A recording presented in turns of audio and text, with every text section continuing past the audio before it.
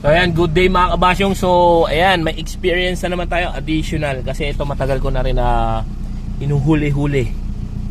Ngayon natin napatunayan. Okay, so kita nyo, stable na stable. Iyong. So ayan. Ayan.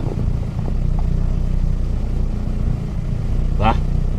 Minimal yung ano niya. Hindi siya sobrang up and down. So mga kabasyong, ang laking factor pala ang ating idle solenoid. Kasi nung ito ang nakakabit, grabe, angat baba, angat baba, angat baba, angat baba. So nung bumili ko sa Shopee, kita na naman ang Shopee, baka naman ito, di ba nagpalit ako noon? Ngayon yung pinalit ko, binigay ko sa bisita natin from Tarlac. So yun, ginamit niya rin.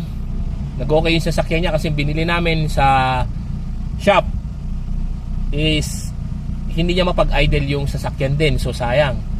So sabi kaysa sa isosoli pa kasi nga linggo, sarado na yung ano. Ginawa namin is kinuha ko yung sa akin, yun ay sinalpak.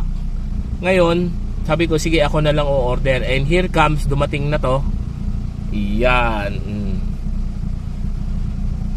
Yan yung maigi.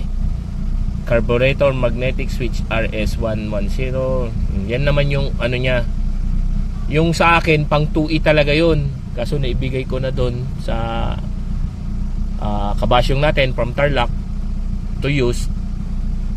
Sabi ko, sige mag-try ako ng ibang brand naman. So ito yung na-try ko. Yan. So, ayun, nakakita nyo. Sinalpakan ko kasi ng iba. Ito, umaandar pero ang likot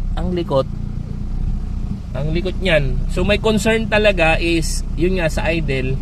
Pero only to find out, ganda pala na itong brand na to. Ayan. Hindi sa pinopromote ko to ha. Sineshare ko lang kasi ang ganda Natutuwa lang ako mga kabasyong. Kasi nga meron tayong ganito pala na makapagpapaganda sa ating sasakyan. So ito. Ayan. Personal message nyo na lang ako para hindi nyo masabing pinopromote ko tong product na to. I-share ko sa inyo yung link. PM mismo hindi ko siya ibabato sa hindi ko siya ibabato sa page. Kaya yan, kung gusto niyo ng So ito pwede sa 4AF tsaka sa sa 2E. Ayan. So yun lang mga kabasyong, maraming salamat. Ito pakita ko pala. Para makita nyo na iba. Kasi nakakabit dati, di ba pinutol ko nga. Ayan. Iba yan. So ang ganda nung niya, idle niya.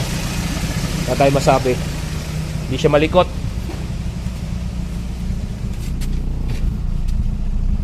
Ayun, alternator ko, halatang hindi nagagaya sa sakit. May no. Halatang ayan, yung alternator ko, napaltan ko rin ng di ba, binlag ko. Na yun, naupod na nga. Buti na lang may may lagi nakatabi na extra. So, andun may ginawa na naman ako na alternator, 55 ampere. So, stock ko lang ulit para in case of emergency. So, ayan. So yun lang mga kabasyong, maraming salamat sa panonood at sana bigyan ko na idea ulit with regards sa ating mga sasakyan. So yun lang, maraming salamat. God bless.